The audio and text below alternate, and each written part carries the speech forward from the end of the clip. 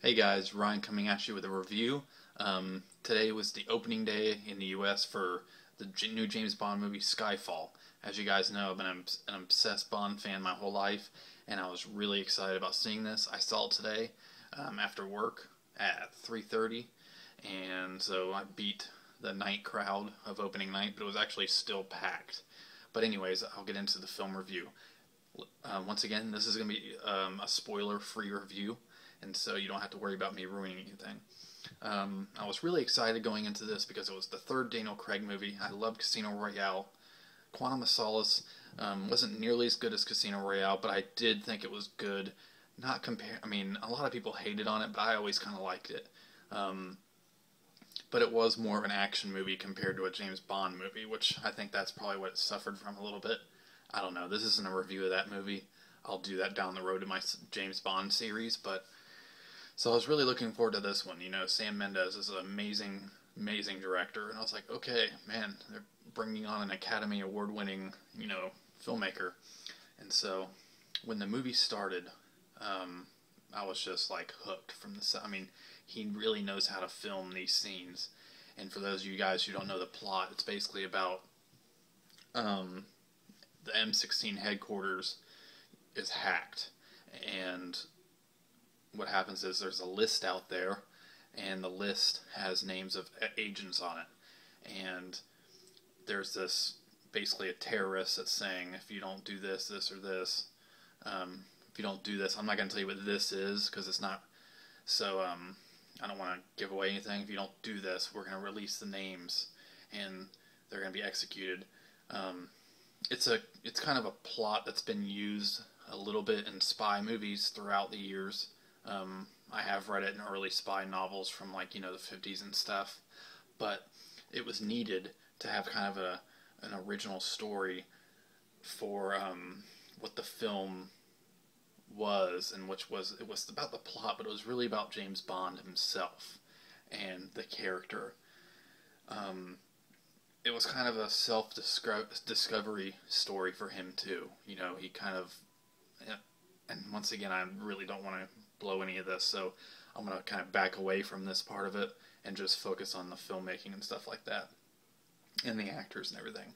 Judi Dench does a great job. Daniel Craig does a great job.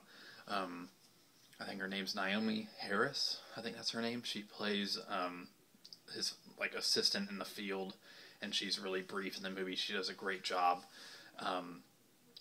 Ray Fiennes is in it, and he plays M's boss, and he's amazing. And it's cool seeing him in a role where he plays a good guy.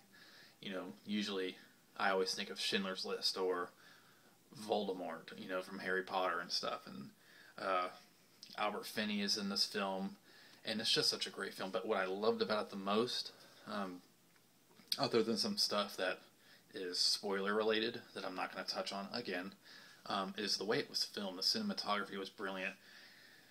It finally returns to the James Bond movies that has extremely different locations from locations prior in the film. Mountain areas, city life in Hong Kong, and that kind of stuff. I feel like he really paid, kind of gave a little homage to, different filmmakers. In this film, there's some scenes at the end. There's one scene at the end where these men are going down, like a field, it really, the whole scene reminds me of Seven Samurai. And if you see Skyfall, you'll understand what scene I'm probably talking about. There's a scene that reminds me of Rear Window. There's a scene that reminds me of,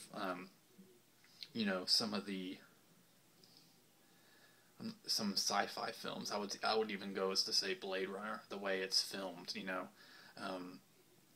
It was just such a beautiful movie to look at. The music was beautiful and amazing, and Adele does a great score, or does a great song to the film called Skyfall, and Thomas Newman does the music.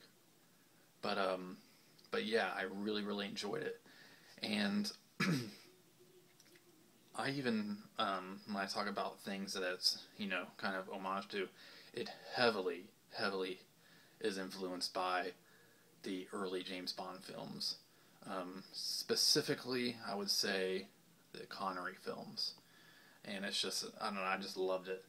And I liked this movie more than The Dark Knight Rises, and that's just because I'm an obsessed Bond fan. So The Dark Knight Rises was my #1 film I've seen this year. Now it's definitely Skyfall, and then The Dark Knight Rises. I know some of you guys will be like, what, a Bond movie over that? Well, the thing is that I've been obsessed with Bond my whole life, and I've always liked Batman, but I really find myself obsessed with Batman really just for the Nolan films, and I've always just liked everything else, and the Batman obsession has really only been in the last few years.